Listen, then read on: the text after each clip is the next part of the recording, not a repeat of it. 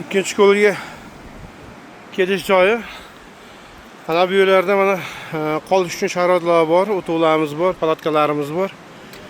Xohlasangiz salqin joylarda piknik qilishlaring ham mumkin. Hamma sharoit qilib berishadi.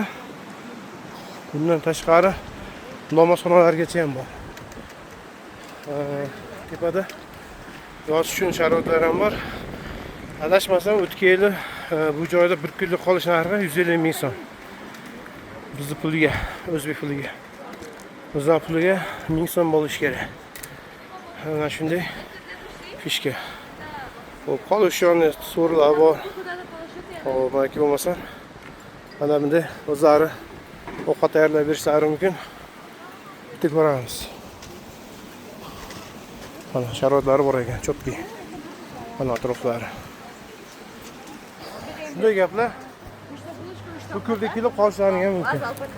Чай, ko'p chaymi, qanday chaymi? Ketdi mana. Manzarani jinnisi bu tomonda ekan.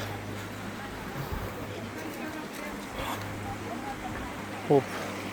Ko'pchilik ovqatlanishyapti. Ovqat uchun ham sharoit bor shekilli menimcha.